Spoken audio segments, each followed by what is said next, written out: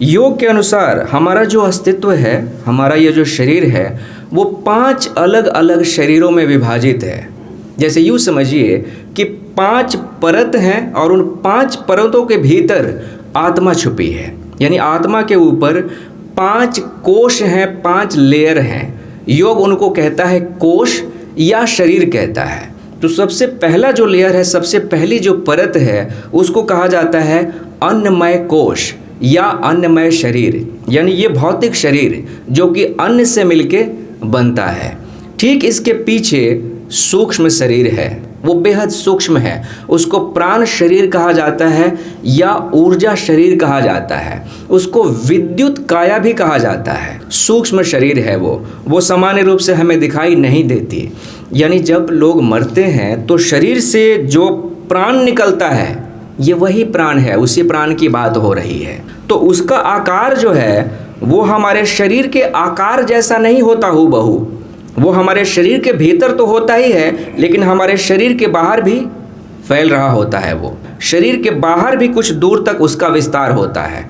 कल मैंने आपको बताया था कि जो भगवान जी लोगों की फ़ोटो आप देखते हैं और उसमें सिर के पीछे जो पहिया जैसा घूमता हुआ दिखाई देता है, प्रकाश निकलता हुआ दिखाई देता है, जिसको हम आभा मंडल कहते हैं या अंग्रेजी में उसको ऑरा कहते हैं। ये वही विद्युत काया है, ये वही विद्युत काया है जो कि वहाँ पे दिखाई जाती है।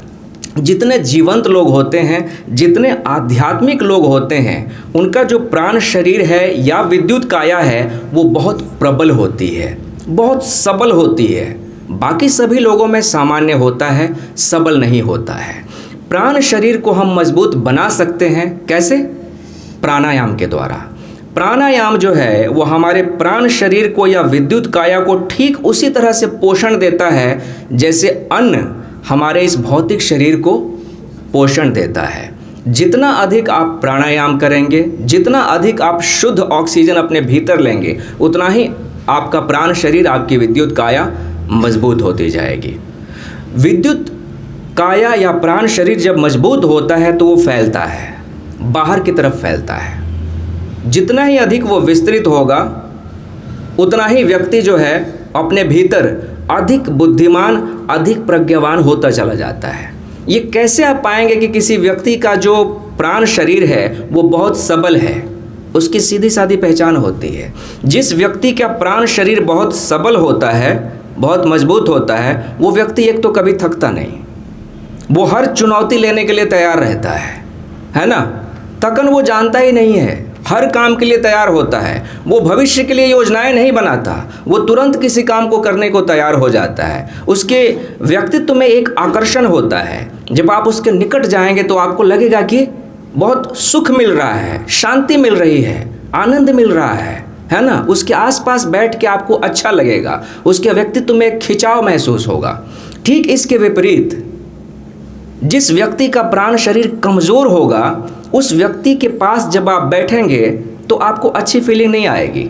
आपको लगेगा उससे अलग होके जैसे उस व्यक्ति ने आपको सोख लिया है, आप में से कुछ ले लिया है उसने, कुछ घट गया है।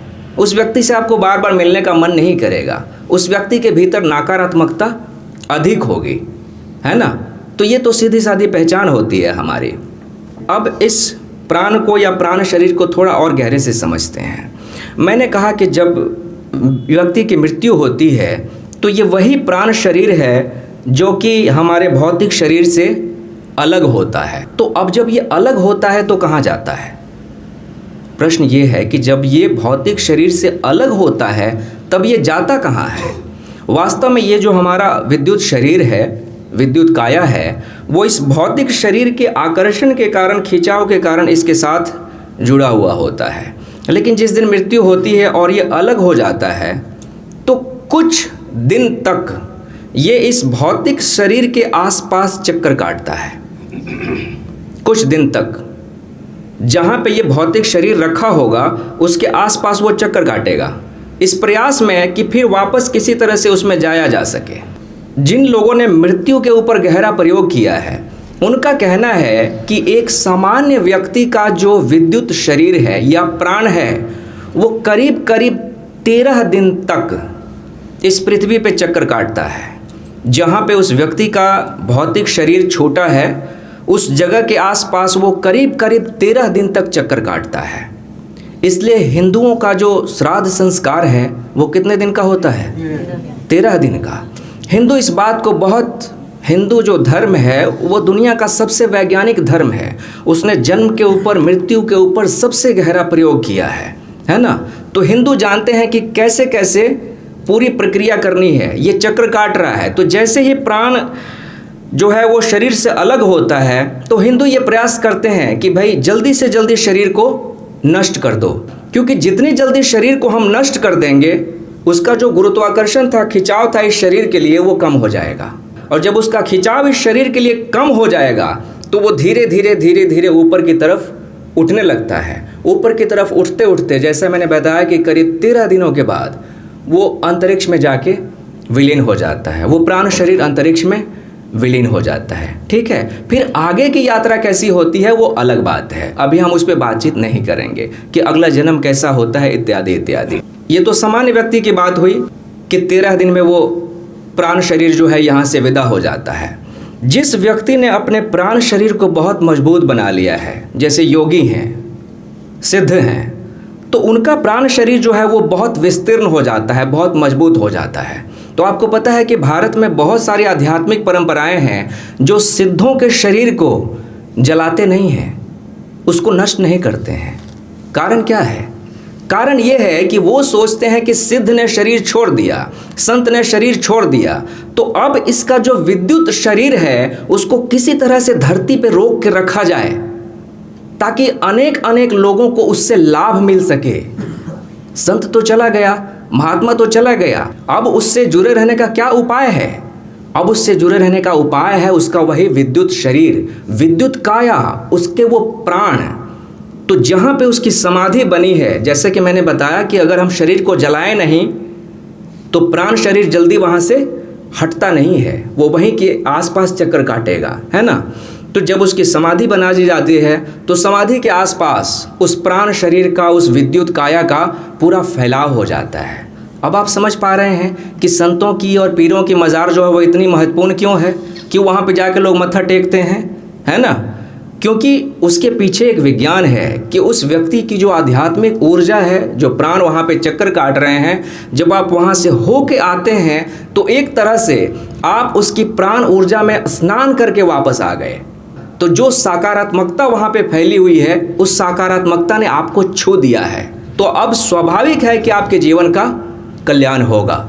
अब कितना आपने वहाँ से उठाया है ये आपके ऊपर निर्भर करता है। अध्यात्म कहता है कि किसी भी ऐसी जगह पे जब आप जाएं तो नहा के जाएं, स्नान करके जाएं, यहाँ तक कि जब आप वहाँ जाएं तो आपके कपड़े गीले होने चाहिए। जब कपड़े गीले होते हैं तो शरीर में आध्यात्मिक ऊर्जा को सोखने की क्षमता सबसे ज़्यादा होती है। इसलिए जब इस तरह की जगह पे आप जाएं, मंदिरों में जाएं, तो नहा के जाएं, कपड़े गीले होने चाहिए। हिंदू जो है धर्म इस मामले में बहुत साइंटिफिक है, बहुत वैज्ञानिक है। हिंदू समझते हैं इस बात को कि भाई प्राण ने अगर शरीर छोड़ दिया तो जल्दी से जल्दी इसको नष्ट करो, शरीर को मिटाओ, नहीं तो इसको अमोह नहीं जाएगा, ये यहीं पे चक्कर काटता रहेगा, और चक्कर काटता रहेगा तो फिर नुकसान पहुंचाएगा। ये या तो दूसरे शरीर की तलाश करेगा कि दूसरा शरीर कोई मिल जाए जिसमें मैं समा जाऊं और अपनी अधूरी इच्छाओं को पूरा करूं। तो ये है प्राण ऊर्जा या विद्युत काया। ठीक है।